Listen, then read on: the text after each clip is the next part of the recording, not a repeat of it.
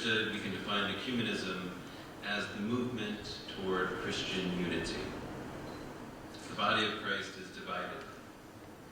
That division is a scandal, which contradicts the will of Christ. Ecumenism is the Spirit-led effort to bring about reunion. We understand that ecumenism works on a number of levels. First, there's the simple level of ecumenical friendship. And we are very good at that here at Hope. We get along. Or at least I get along with most of these people. We work together. I'm so pleased to see many of my Protestant friends, Protestant students here today. Next, there's a level of formal ecumenical dialogue. We discuss our similarities, we discuss the differences.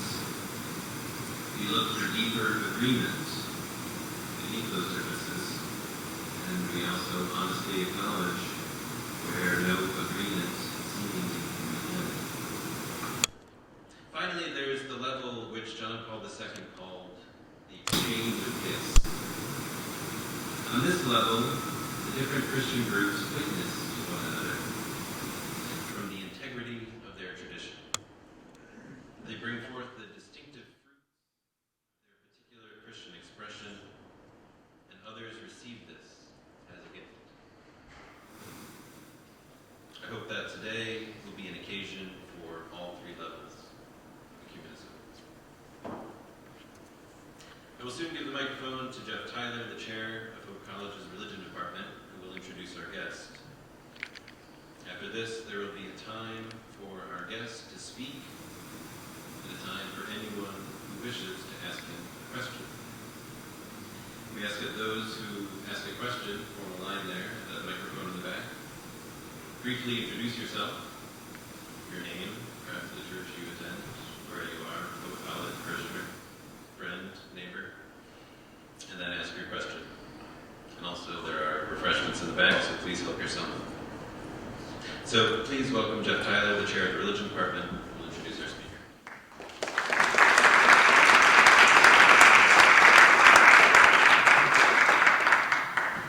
Well, I'm delighted to have the opportunity to introduce our speaker today. Indeed, in many ways, I've been waiting for this opportunity half my life. During the early 1990s, my doctoral research centered on German bishops of the medieval and Reformation eras. And one facet of my scholarship explored how some bishops were expelled from their cathedrals, exiled from their church territories, and on occasion assassinated, murdered, or martyred. So bishops under extreme stress have been a theme in my scholarship. And a reminder that ecclesial leadership has its risks. But I get to introduce today a living bishop, and that's very exciting. So I asked Professor Jared Ortiz what the nature of this Episcopal visitation of Hope College might be. Let me say, and be audacious enough to say that I consider today to be an Episcopal celebration of sorts.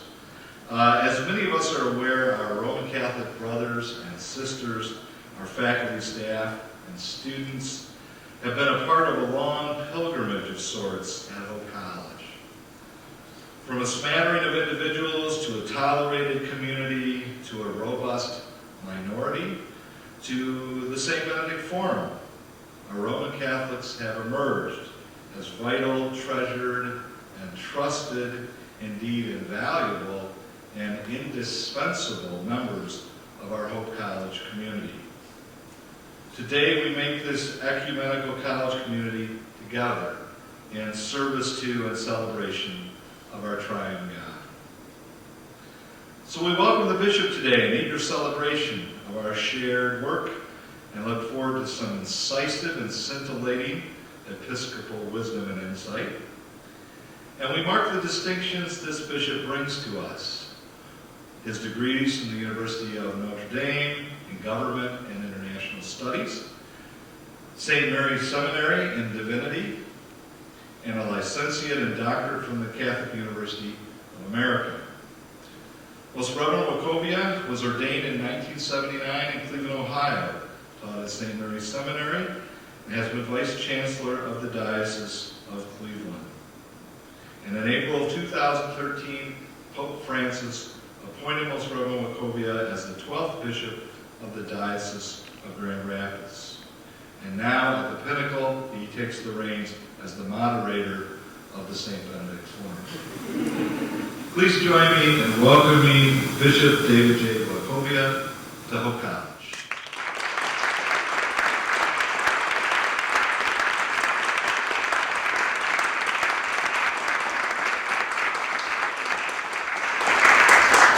Thank you very much, Jeff.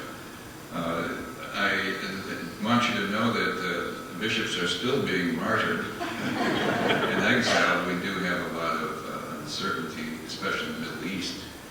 And of course, the Christians are almost being exterminated in places where they have very ancient churches. But I'm not anticipating anything quite like that in West Michigan. As was mentioned, I do come from Ohio. I was a priest of the Diocese of Cleveland for 34 years before getting that fateful phone call. I was most recently, what I was doing when I was appointed by Pope Francis, and he was only Pope for 13 days when I got the call, so I'm sure he didn't know me or know much about me, was that I was a pastor of a parish. It was a parish of about 2,200 families, about 25 miles southeast of Cleveland, Chagrin Falls, Ohio. And I was minding my own business during Holy Week when I got the phone call, and the secretary came in and said, "There's some guy on the phone from Washington who will not give me his name but insists on talking to you." I said, "This is a call I don't want to take." But to make a long story short, it was Archbishop Vigano, who was the Apostolic Nuncio, informing me of the good news that I had been appointed Bishop of Grand Rapids. He hastened to point out which is in Michigan. I don't think he knew where it was, but he wanted to make sure I knew where it was. And I did. Believe it or not, I had been in Grand Rapids previously as a tourist. A priest friend and I liked history very much, and we went to the President Ford Museum and the City Museum. And so I was here really not under coercion, but as a destination for me. So I'm very happy to be in West Michigan. West Michigan feels an awful lot like northeastern Ohio. It's the Midwest, so it's a very easy and good fit. I'm very much familiar with lake effect snow. I lived most of my life within 2 miles of Lake Erie, especially on the east side where you can have no snow on the west side and the sun will be shining. You can be getting 2 feet just about 25 miles to the east. So this is not something new for me. It's part of the background package. The Diocese of Grand Rapids embraces 11 counties in West Michigan. We have about 190,000 Catholics. We have 82 parishes. And so that is my responsibility. My responsibility is to be the shepherd, to guide our people in the mission of Christ. And you might ask, well, what are the requirements for doing that? The former Bishop of Cleveland, under whom I served most of my time in Cleveland, was Bishop Phillip. And he called me after the press conference in Grand Rapids and said, Dave, he said, you really don't have to learn how to be a bishop, you just need to remember how to be a pastor. Which has been really good advice. Pope Francis has said, priests and bishops need to have the scent of their sheep. And this is what I've been trying to do. The bishop, as a leader, needs to be leading his people in the front of the flock. He needs to be in their midst. And he also has to be behind, looking for the strays and those who go off course. And I think that's a pretty good description of what a pastor is supposed to do as the chief shepherd. And that is what I have been doing. I've been trying to visit all of the parishes, the 82 parishes within the 11-county area. And I found that to be very helpful because when you go to visit a parish for no apparent reason other than visiting there, you get to know the people. There's usually a reception afterwards, and you're able to, and people will tell you what's on their mind, good and bad. You don't have to hold town hall meetings. All I have to do is go there and hang around at the reception, and if there's something on people's mind, they'll let you know in a hurry. So I found that to be very, very helpful. I've also visited, I'm very, very much a fan of our Catholic schools. I've visited, we have 25 Catholic grade schools in the Diocese of Grand Rapids, and we have 4 high schools. And there is one here being Muskegon Central Catholic. We have 2 in Grand Rapids, and believe it or not, we have a very, very rare thing, which used to be more common, but it's very rare in the United States today. We have a parish high school. We have one parish in Portland, Michigan, St. Patrick's, that goes from preschool to grade 12, which was not unusual, 110 years ago, but more recently, high schools have been more freestanding apart from the parishes. In any case, that has been one of the things I want to do, is just to get to know the diocese. It has a very rich history, and I think that's very important for me to know. And of course, one of the more intriguing aspects of being bishop in West Michigan is the Christian Reformed and Reformed Catholic churches. The Church of America, it seems like most of you seem to be here in this part of the country.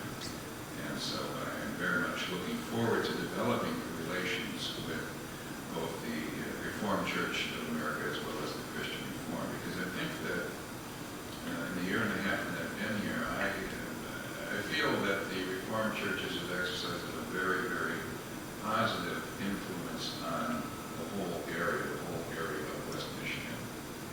I admire the discipline and the firmness of faith that the Reformed churches have, and I feel that may have rubbed off on some of our Catholics in terms of, even with such things as sleepovers. When you go to your friend's house and they're very, very attentive to their religious practices and going to church and things like that. It kind of gives people a wake-up call that that's something that we all need to do, and I think that's a very wonderful effect that the Reformed churches, to be stalwart and steadfast in their faith. I think it's helped, everybody to appreciate and practice their faith in a deeper way. The first pope to call for the so-called new evangelization was St. Pope John Paul II. And the new evangelization really is to re-evangelize those who may indeed be catechized but not yet converted, so to speak. The Catholic Church has done a very good job at catechizing its members, but in order to get people to lay down their lives for Christ and to have their faith really be the absolute priority by which they order everything is a much tougher challenge. If you've been involved in evangelization and missionary work, you know that winning souls for Christ is very labor intensive. It's one-on-one. You cannot graduate classes of people who all of a sudden become on fire with the Lord and the mission of the Lord. And so that is something popes have recognized. Pope John Paul II over 30 years ago, which has been re-echoed by the subsequent popes. And even under Pope Benedict has a new Roman congregation for the new evangelization. That's how important it is. And frankly, we really will not get very far in our mission if we don't energize, shall we say, the base. The first people that the new evangelization is aiming for are those who show up on Sunday on a regular basis, the faithful, to get them motivated to live their faith with joy, to share their faith with conviction, and to be able to explain and articulate their faith accurately and in a very attractive way. And that is really what is very important. We need foot soldiers, so to speak. And the other thing, of course, is we are also very much interested in bringing the traditional subjects of evangelization are those who have yet to come to faith in Jesus Christ. And so this really is the most proper outward thrust for the efforts of preaching the good news of the gospel. And so that really is something which is critical. And I wish there were an easy way to do it, but it is not. It is not, it's a very challenging thing because people have to really give of themselves. And that is something which I hope to do in the years that I will be here as the Catholic Bishop of Grand Rapids. I think it's also important, again, I've only been the bishop for a year and a half, so I'm not really a font of wisdom when it comes from that perspective. As it was mentioned earlier, I began as an associate pastor in Lorain, Ohio, way back when, and from there I was asked to study graduate studies at Catholic University in the early 80s. And then I spent 20 years on the seminary faculty teaching canon law, which really is the internal law of the church. It does have ecumenical dimensions to it. There is a wonderful directory for ecumenism that was put out in 1993, which really gives us some very helpful guidelines on how to interact with our brothers and sisters in the Christian faith. But in teaching for 20 years, being on the bishop's staff for 20 years, and then after that, becoming a pastor for 7 years. And it was just a wonderful background to have to become a bishop.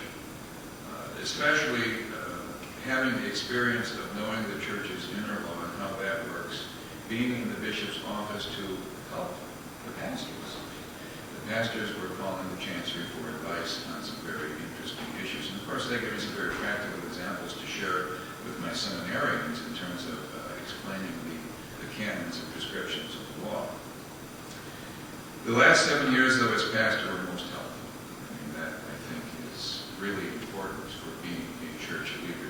You must be, the way we see Pope Francis presenting himself as very authentic, very simple, in the good sense of the word, and also, leading with the wonderful major themes of the gospel, with welcome and love and compassion and forgiveness. That is how, those are the major themes of the good news.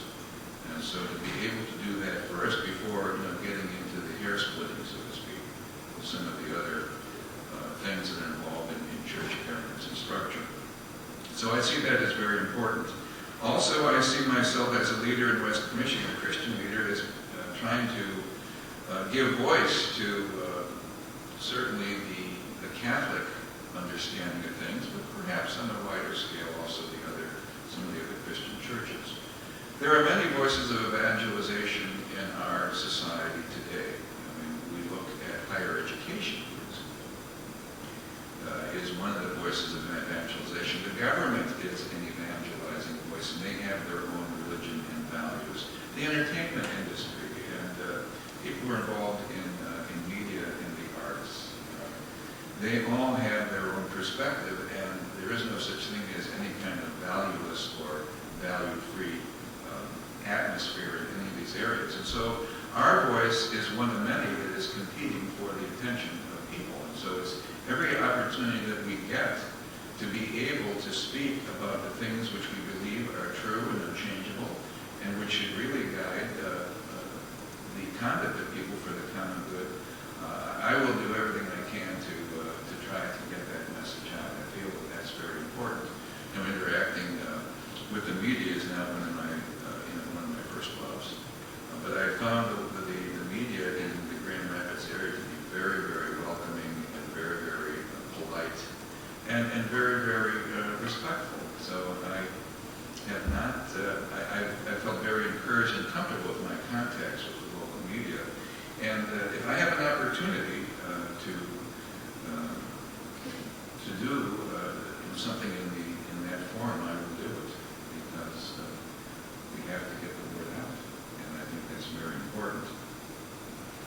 In regard to ecumenical relations, we certainly know that it is Christ's will that we all be one, and we all know that. And this last November, we celebrated the Golden Jubilee of the Declaration of Vatican II, the Decree on Ecumenism, which is very, very important. This was one of the major themes, really, of the Second Vatican Council. Frankly, before the Vatican Council, those who were Christian but not Catholic were considered to be material heretics. Either formal heretics or material heretics. Formal means that you really left the church, and material heretics meant you were born into that situation, more or less. Now, of course, we look at at the Christian churches as our separate brothers and sisters, for whom we do have this desire for convergence and unity, because we are all part of the larger church of Christ. And that the elements of the Spirit and sanctification can be found in all of those who profess to bear the name Christian. So that, I think, is something that's extremely, extremely important. So we certainly have had good contacts on the local level. I certainly have found that to be true here. I mean, to be able to share common prayer and common initiatives, to get together the corporal works of mercy and service projects and things like that. And we do need to depend upon the theological experts to navigate the very, tricky waters, if you will, of points of doctrine in church teaching. And so that effort is ongoing, especially in the areas of baptism and Eucharistic ministry. It's so very, very important. But we are to be partners, all of us, in the quest for Christian unity. There can be no doubt that that is what Christ intends. And as Jared mentioned earlier, it is a scandal that we have so many Christian denominations in this country alone, that we need to be working to be united in the essential beliefs of our Christian faith, and to realize that differences can remain in those things which are not essential. And so for the mission of Christ to really gain traction, continue to have traction, it needs unity. The more unity that Christ's mission has, the more the good news of the gospel will be able to be proclaimed to the four corners of the world. And so what we need for continued progress is certainly motivation. We have to believe that Christian unity is something that deserves our attention. And of course, we just finished celebrating the octave for the unity for the Christian unity in late January, which is something that's very, very important. And I have to say, I am very, very touched by the letters I get from various Christian churches in West Michigan saying that they're praying for me. I'm thinking, why? But it makes a lot of sense. We should be praying for each other and for the common advancement of the mission of Christ. That is really what we're all about. To lay down our lives for the Lord and to be able to fulfill that great commandment of loving God with all that we have and all that we are, and our neighbor as ourselves. Really, that is what we're called to do. We know that we are made in God's image and likeness, and God is love. We learn especially from the Johannine scriptures that if God is love and we are made in God's image and likeness, our vocation is love, and that ultimately will determine everything. That is what we are called to do and what we are called to be. And first, receive and give that love within the family, but it's got to go outward. To go out to all the world and tell the good news. The good news is that God loves us and Jesus has saved us. And that we have a wonderful destiny that awaits. We also need formation, and I think that's where initiatives such as the St. Benedict Forum can be very, very important. We need to be able to share our ways to come to a deeper relationship with the Lord. And I think there are many wonderful spiritualities that have enriched the Catholic Church over the ages that I think can be of great benefit to other Christians of other religious denominations. I think that one of our strong points in Catholicism is spirituality, and the whole notion of having a spiritual director and the various strains of spirituality that come from either from St. Francis or St. Teresa or some of the religious orders.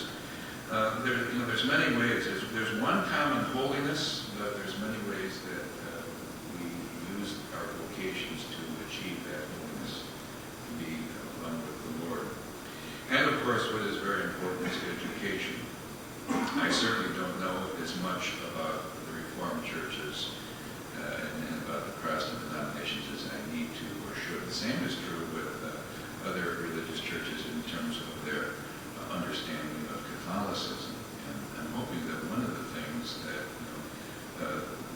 the Benedict Forum can do is maybe to present an authentic view of the Catholic Church and maybe dispel some of the caricatures that seem to have a very deep-seated and enduring presence in the minds of so many within the full community. So that is basically what I have to say in terms of introductory remarks, and certainly would welcome any questions or observations that you have. Thank you very much.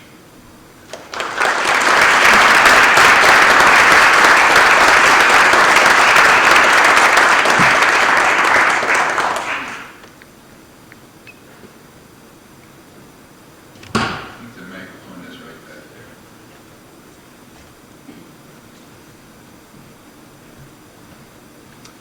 Hello, Bishop. Thank you for being here. It means a lot to me that you're here, so I thank you. My name is Tom Eggleston. I am a parishioner at St. Francis right down the street, and also a staff member at St. Francis and at Our Lady of the Lake across town, where I do pastoral care. My question is, what gives you joy and what is heavy on your heart? And I want you to feel free to interpret that question however you like. It's a personal question, so I don't want you to feel like you have to answer it personally. But so perhaps as a pastor, as a pastor of the Diocese of Grand Rapids, what gives you joy? Or as a human being, what gives you joy these days, and what weighs heavy on you? Thank you. One of the continuing reflections that I have is that even after over a year and a half as bishop, I still feel like I'm on honeymoon. In other words, when you're so-called on honeymoon, people treat you with kid gloves, and after a while you get down to the brass tacks. It's like being on the honeymoon and then beginning the challenging work of being married. I feel that I have a wonderful reception here. I feel very blessed to be here, and that has not diminished at all since I became bishop in June of 2013. And so. Maybe it's the grace of God, maybe it's the friendliness and support of the people in West Michigan, but I really have not had any dips, if you will, in that overall attitude. I love being with the people. As far as I'm concerned, the things that I love to do the most and spend a lot of time on are visiting, in the classrooms, the Catholic school, grade school, and high school classrooms, as well as the parishioners. As a pastor, Sunday is the best day of the week. You deal with a lot of more serious and more challenging items, Monday through Friday, and perhaps even into Saturday. But on Sunday, you come together to pray together, to worship together. Christ is in your midst, and you get a very, very balanced picture of the local community of faith. You're not just dealing with the bomb throwers or troublemakers or people who have a legitimate wound or injury. And that's kind of the thing that I found in visiting the parishes, is that, if they have a reception afterwards, first of all, I think food, it really puts everybody in a good mood. So that is pretty good. But I normally do is I station myself at the end of the serving table and eat last, but I'm able to, in that way, when they're clutching all their plates, I'm able to say hello to them individually and get to meet them. It's harder to work a crowd when they're around tables and the tables are close together. But what I found is you get a very balanced picture of things. So in other words, if somebody says, the pastor they treated me and my mother unkindly or something like that, but then you see, you talk to the rest of the parishioners and you realize how much they love the pastor. You realize that these things are, you have to take things within context. And so you find out a lot of very positive things. And, a town hall meeting, usually somebody's got something on their mind, right? It's kind of like, the principal and the parents of the school getting together. You're not going to spend all your time talking about all the great things that are happening. But you get a much better feel for that, certainly when you go out to the parish. And so I love it. This past weekend, I was at 3 parishes. I was at Christ the King in Howard City. I was at St. Francis in Lakeview, and I was at St. Michael the Archangel in Remus. Luckily, I drove there on Saturday evening and spent the night in Howard City because the roads were awful. Those farm roads with the drifts and the ice and things like that. But, was just wonderful. I really enjoyed it. It's hard to say what lies heavy on my heart. There's nothing that immediately comes to my mind. I do feel, I think, some frustration at the direction of things, generally speaking. Things happen, one of the revolutions that have really changed, there's the Industrial Revolution, there's the Sexual Revolution, there's the Technological Revolution. And things are happening so quickly. It's just amazing how something can get some traction, and all of a sudden it's pretty well on its way. I mean, it used to take, especially in matters of church discipline, even teaching, this might take centuries, but now things are happening at such a breakneck speed. It's even difficult having time to reflect on what's going on. I mean, we just read in the paper yesterday that now a child might have 3 parents. All right, in London, I think the Parliament approved the possibility of some genetic manipulation that might be able to forestall or to eliminate maybe some deficiencies or things that might be mitochondrial. I don't know that much about medicine, but you can have 3 parents, then you've got DNA of 3 parents, and of course what that means is that one embryo is destroyed. So it's really hard to reflect on all of this stuff. It's happening so quickly. The things that are being done. I mean, I suppose it wouldn't be surprising someday that maybe you'll be able to have not to be able to need to carry a child, that you'll be able to have a baby, outside the womb that can be developed and sustained and can be born. I mean, who knows with the way that the science and biology, it's just, who knows where we're headed. And the ability to reflect on that, ethically and morally, it's hard to even keep up with it. And so in a sense that's heavy on my heart, but sometimes my head is spinning at the way things are going.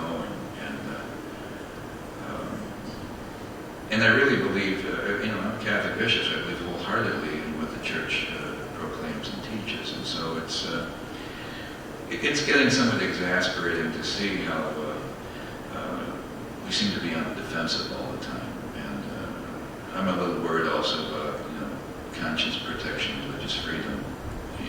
It seems, for example, Andrew Cuomo in January said that if you're pro-life, you're not welcome in New York. This is not the way we are. Well, what that meant was, as far as I can understand, it meant his dad, Mario, was not welcome in his state either. Before he died, he was pro-life in his own personal conviction. So, in other words, remarks like that, somebody from Mozilla Thunderbird, having to resign as CEO because they gave $500 to Proposition 8, a couple of years earlier. I mean, talk about, intolerance, it seems to me. So, I mean, these are some of the things that I suppose would, if there's a heaviness, it's kind of a little bit of concern in those areas. So that would be good. Okay, so what is the church doing to reach out to the Latino population? I'm glad you asked it. We're doing quite a bit. The Latino population in the United States is 1/3 and growing very quickly. And I had the opportunity to be in Arizona about 2 weeks ago. And I've certainly noticed the difference that the Latinos there are much more integrated into the culture. And then, of course, more people speak Spanish if you're in I was in the Tucson area in Arizona. And there was just much more comfort and ease. I think that the Latinos certainly feel very much at home and welcome in some of those border states. I didn't sense that as much here, and I reflected upon it. But the fact of the matter is that in the Diocese of Grand Rapids, 1 out of every 3 of our Catholics is Latino. And so it's very, very important important that we would want to welcome with joy the blessing of our Latino brothers and sisters. One of the first things that I had a number of ideas that haven't gone anywhere, but one of the first things that I was very much interested in was the fact that in the Grand Rapids area in particular, the Latino Catholic population, the Latino population in general, is underserved, certainly by the church. One of the things that I was certainly interested in doing was to bring in, I was looking to bring in a high school, the Cristo Rey high schools, which have been, it's something that's been developed, where it's a kind of a work-study program, and it's been very, very successful, and is only available to urban, underserved populations. I thought we really need to develop leadership in the Latino community. One of the ways we can do that is education. I think that's very, very important. They were not interested in Grand Rapids because the population was not large, and they didn't feel that we had a receptive enough donor base to come in. So that was that. One of the things that I have done, again in the area of education, is that I have quadrupled the amount of tuition assistance that is available to students who want to come to Catholic schools in all of our schools in the Diocese of Grand Rapids. And part of that is not only to hire a marketing and communications director, but also a director of enrollment enhancement. And one of the things that we're going to do in addition to that is to hire some madrinas to go out into the Latino communities to be able to, in a very approachable and engaging way, to talk to the parents and to realize that Catholic education, which I think is going to be a great blessing to their children and their families, is more attainable and reachable than they may have thought. So that's one of the things that we're really trying to do. I mean, I personally, at this point, I am able to say Mass in Spanish. That was something new for me, but it was something I felt I needed to do as Bishop of Grand Rapids, with one out of every three of my people of my flock being of Hispanic or Latino origin. So I can say Mass in Spanish, I can preach in Spanish. Where I have a lot of trouble is conversing afterwards, with the people. My ear is not where it should be in regard to conversing, but I wanted to communicate to them. In going to the migrant camps and celebrating Mass, I'm going to be having a confirmation at one of our Hispanic parishes, St. Joseph the Worker. Instead of delegating one of the Spanish-speaking priests to do that, I'm going to do it. I'm the bishop. I will come there. So I think it's very important that we begin to recognize and to incorporate and welcome our Latino brothers and sisters. So those are some of the things that are really on my mind. I have to be attentive to such an important component of the flock. First of all, thank you so much for being here, and thank you so much to the St. Benedict Forum for this opportunity. My name is Jamie. I'm a senior here and on the Union of Catholic Students Leadership. And my question is, in the way of faith, what advice do you have for our students at this important stage in your life? The most important thing is find out what God wants you to do. In other words, thy kingdom come, thy will be done on earth as it is in heaven. So in other words, kind of doing the Father's will on earth means asking the Father, what would you have me do? And obviously we have an overarching vocation. I'm an ordained minister.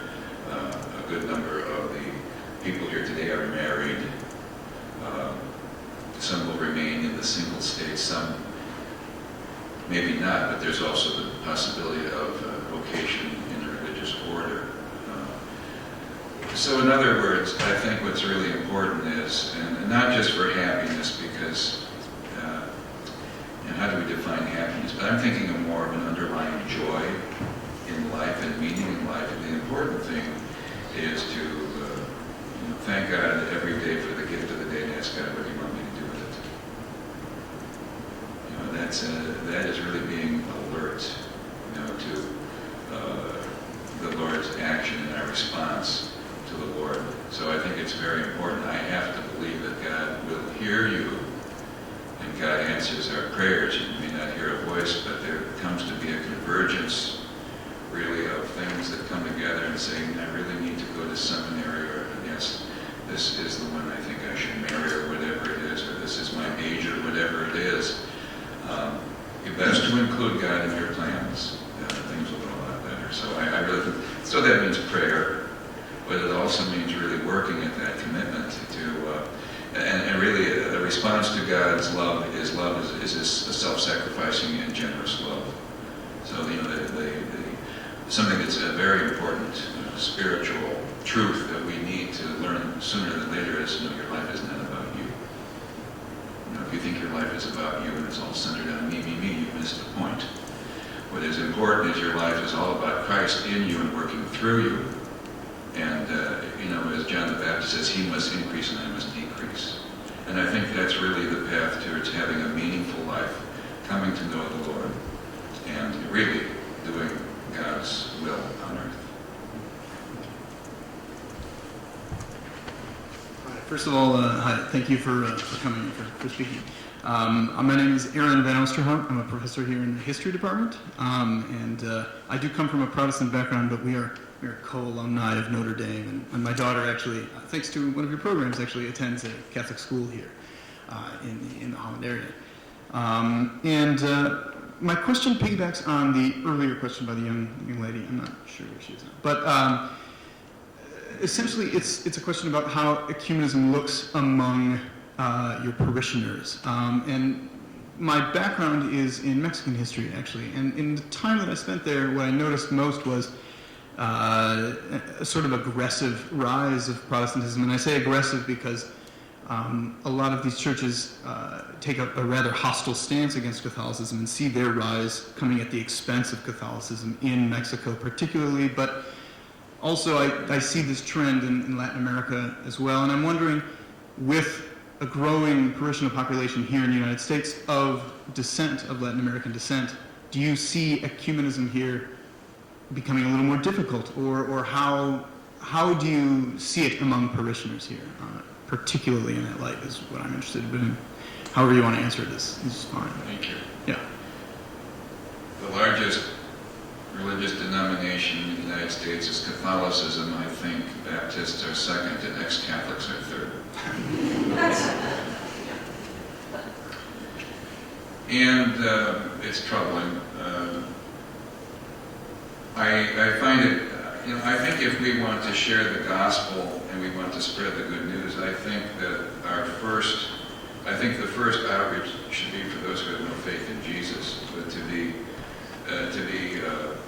be looking to other Christian denominations to bolster your church, I think it's really not the first thrust of what we're doing in proclaiming the gospel. I mean, for example, when we welcome people to new faith on Holy Saturday at the Easter Vigil in the Catholic Church, the people who are supposed to be there are those who are receiving the gift of faith, not those who are entering into full communion. All right? We have a lot of people who are Christian who have discerned that they want to enter into full communion with the Catholic Church, and they certainly are welcome. But really, for example, our missionary outreach, our evangelical outreach should not be to Christian Reformed or to the Reformed or to the Lutherans. That's not where we should be trying to find souls for Christ. And so it's amazing that oftentimes that because of a lot of Catholics who have a very superficial knowledge of their faith and have not really got any spiritual momentum in laying down their life to the Lord to the point where it makes a difference, they're sitting ducks. In other words, you have somebody who knows the Bible, who can invite them to a wonderful sense of fellowship on Wednesday night with a Bible study, and they feel they're cared for. You go to a Catholic parish. I mean, the parish that I had as a pastor had 5,500 people in it. Now, how do you get to know them, especially if they're not showing up on a regular basis? It's very, very difficult. But if you have a small community of about 600 people, they've got their coat racks in the back and their name tags, for heaven's sakes. So they know each other very, very well. So it's a very, very attractive thing. I mean, there's a very, very deep concern and interest and really cultivation of a relationship. They feel like they matter.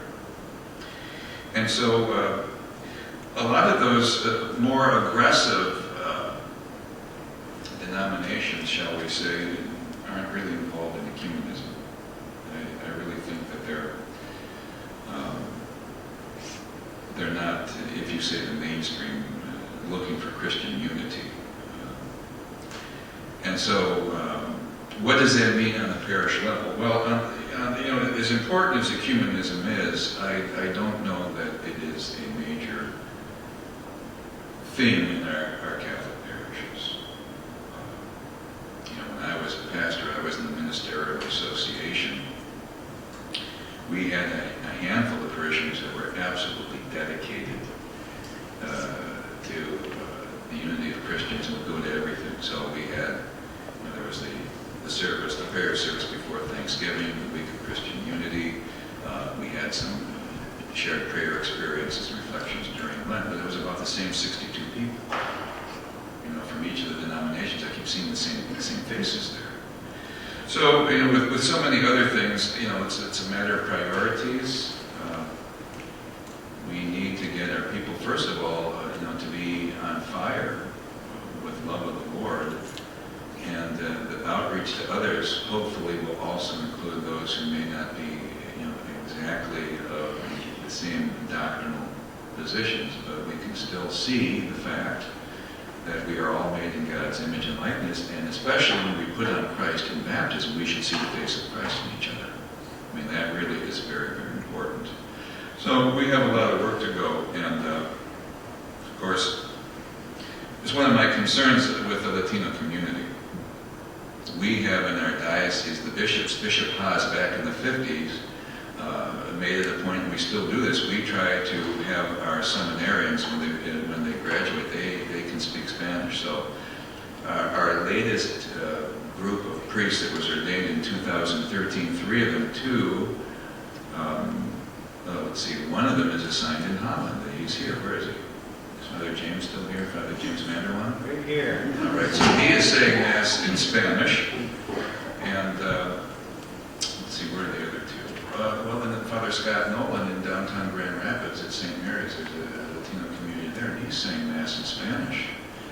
We really are trying to get more priests from Mexico and Nicaragua because, a Yankee speaking Spanish is better than nothing, so to speak, and it's very much appreciated. Don't get me wrong, but there is something far more different when you have somebody whose first language is Spanish and who may have come from the same state that you did in Mexico. I mean, I see that with one of our parishes, St. Francis Xavier, Our Lady of Guadalupe, with Father Quintana, who's from Mexico, and he has a relationship with those people that is greatly enhanced by the fact that he's one of them. All right, so we really need that too, and so that's a concern of mine. I'm trying to get Latino priests coming in. We've been putting out some feelers, but you're right. On the grassroots level, what you have going on is maybe praying together, service projects together, but it's probably not a top priority. It would just be a guess. And of course, it varies from parish to parish. Some parishes are known for one thing over another. A lot has to do with the pastor, and a lot has to do with the history of the parish. I mean, Father Quintana celebrated his 100th anniversary of his parish in concert with a local parish, like a block away, who was also celebrating their 100th anniversary. They had a joint celebration of their 100th anniversary last year. So it depends an awful lot on the vision of the leader and things like that, and you try to motivate people. Thank you.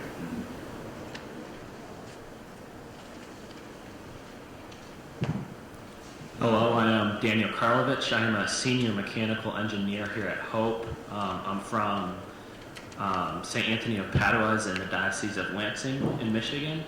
And now I'll go to St. Francis White here at college.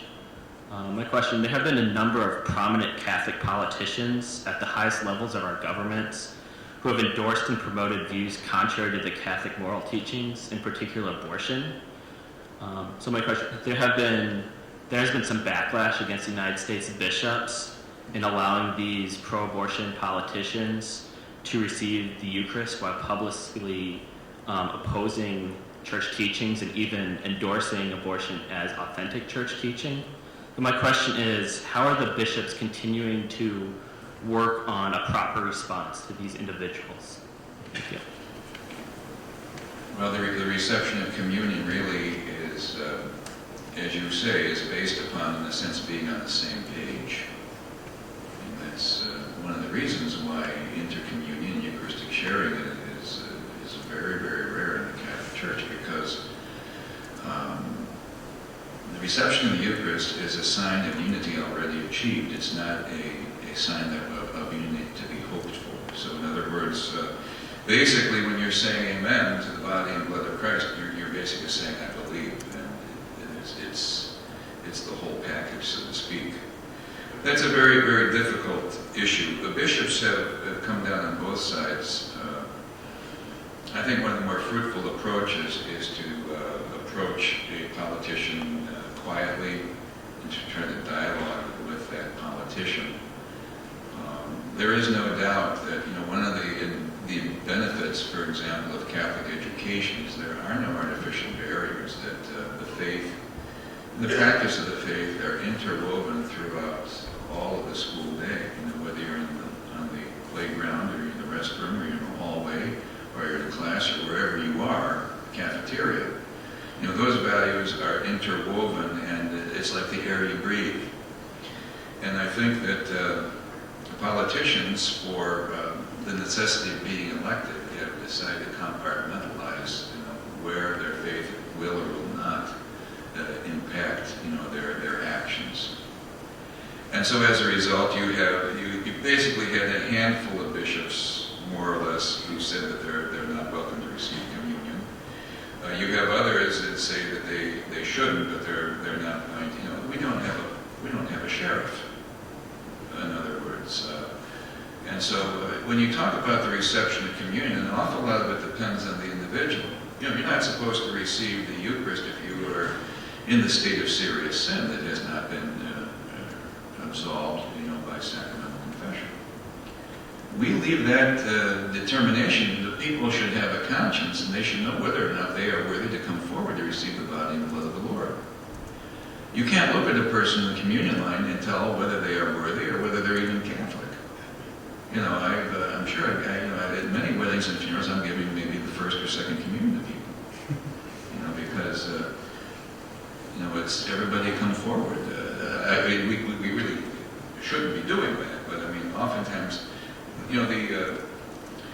the manners used to be very well understood, in terms of what you do when you go to a Catholic Mass or what you do when you go to another service of another religion. Those things are not as clear anymore. There's been confusion on the part of priests and ministers as well as the people themselves. But in other words, in a sense, there should be, if you have a well-developed conscience, there should be a self-policing, in a sense, that goes on. And that really is what we count on. You have to have a well-formed conscience. There have been some politicians that can accept what bishops have told them, and they announce that they will stay away from communion. So, it hasn't been, a total butting of heads. Some of them realize that, they have a sense of, they have a sense of understanding, and they realize that this is causing confusion and could even cause scandal, and so they won't go there. Others, of course, are just the opposite. They're kind of very aggressive and militant about it. So it's a pretty difficult thing, and I think that we don't. The last thing you want to have is to have a tussle or struggle in the communion line. All right, so you don't want to have a fight. There's nothing more, jarring, if you will, than having a struggle in the communion line. When I knew people shouldn't be going forward to communion, I would talk with them privately afterwards. Never would be upsetting. People are they're in a spirit. They're fixed. They're locked in spiritually. And the last thing you want to do as a leader of prayers is do anything that jolts them out of you know, the state in which they're in, you know, by, you know, throwing something at a server or yelling or, you know, you just don't do that, you know. I used to have there was one of the places where I was helping out in the weekend when I was a seminary prof, and that as soon as I finished the gospel and put the gospel book back down, I heard this dink. This guy was timing my homilies. And I was always so tempted, and after I got done, you'd dink, and he'd look at his watch like this, you know, sometimes, well, how long was it today? But you don't draw attention to stuff like that. A lot of people will miss, you know, what you're upset about, and all it does is, so I think that's one of the things, I think that's being pastoral. So you really don't want to have those kind of tussles when you're involved in celebrating the mysteries of your faith. You try to deal with it in a better form than right there on the spot. Thank you. Hi, my name is Andrew LaRoche. I belong to the parish of St. Mary's Visitation in New Salem. And my question for you was, how does working with the other dioceses around us and other denominations affect how you are shaping the Grand Rapids Diocese? Well, we always look for best practices, don't we? You know, if somebody has a great idea, I'm very, very much open to it. And, you know, as a new bishop, I've learned from my brother bishops, there are 7 dioceses in the state of Michigan. There's Marquette, there's Gaylord, there's Saginaw, there's Grand Rapids, there's Kalamazoo, there's Lansing, there's Detroit. And we get together on a regular basis, and I ask them for advice, and they share what's going on in their dioceses and things like that. And so, we go even nationally. We go to the bishops' meetings in Baltimore. Next week I will be in Washington for a new bishops seminar. There'll be 25 other bishops there. It's a great opportunity for learning. I mean, I used to do that as a pastor. You know, I would ask the parishioners when they would go on vacation or on a business trip to bring back the bulletins of the churches where they attended. And they were very happy to do that. And occasionally you'd pick up something that you'd want to do. This is a good idea. I never thought of saying it this way. Or, here's something that's being done. I think we could do this here. So yes, I certainly have an openness to learning from other churches to do things that I think would ultimately, advance what we're all about in terms of mission. So, yeah, I'm open to that kind of thing. And I'm hoping, we for example, have, in terms of education, we have people coming from all over the country to visit some of our schools. We have this WINGS program, which is of great interest to parishes, Catholic parishes that have small numbers. And what the WINGS program basically does is you're able to take a low population school and keep it going. You might combine a few grades, and maybe it's grades 4 through 6 in the same classroom, and the teacher will teach them all division. You don't necessarily have to shut the school down. And there's lots of small little communities that have Catholic schools that they need to shut down because the number of kids available are declining. They can keep going. So we have people, superintendents of schools, directors of education of dioceses are coming to look into that. So in a way, so we're pioneering something in the Grand Rapids Diocese that people are looking at to see if it might be a good fit for them too. So these are, so it kind of works both ways.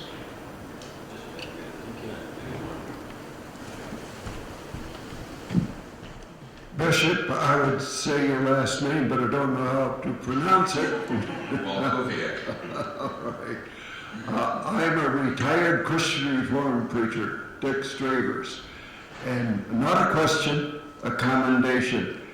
When my family and I went to City View Restaurant to eat on a Sunday noon, I saw Father Charlie Brown, so I thought I got to go say hello to him. And Father Vanderlaan was there. And then Father Charlie Brown said, "This is Bishop." What impressed me so much, you didn't grimace or say anything unkind to this Christian Reformed preacher. And you said, "Are you here alone?" I said, "No, I'm here with my family." you said, I want to meet them. And our hearts were warmed. I thank you for that. God bless you.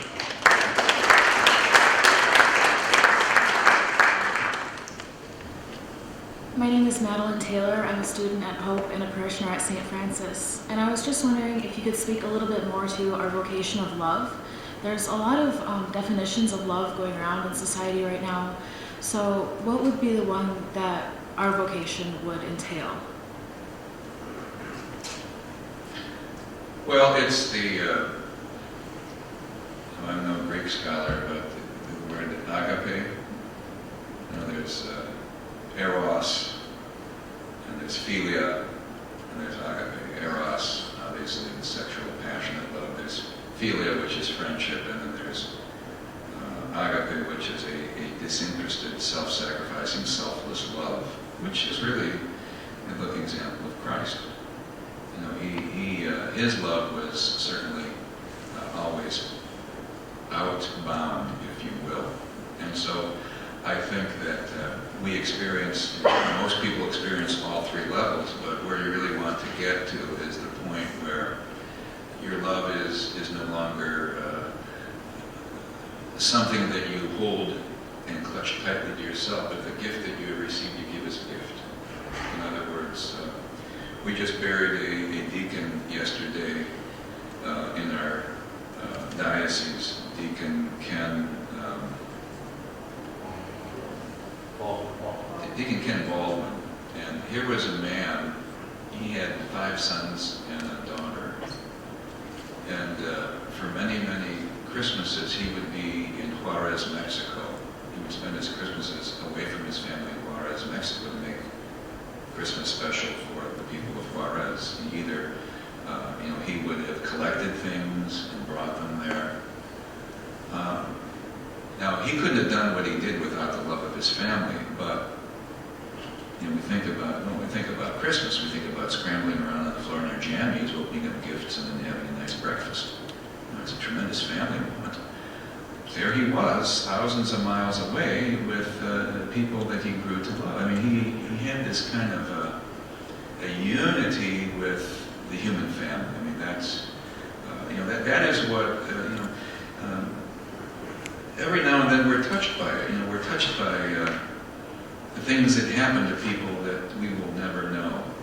I mean, we're aghast at the atrocities that are going on in the Middle East, and we feel a real oneness and sympathy for the families that are undergoing that. People who've lost loved ones on an airplane or a ferry that overturned or whatever. We can sympathize with them. We're all part of something much larger, and certainly that is true in one's own individual life. So I think that's the kind of love you're looking for. I think your love has to be outward bound. Love God with all that you have, and then when you do that, you cannot help but love your neighbor as yourself.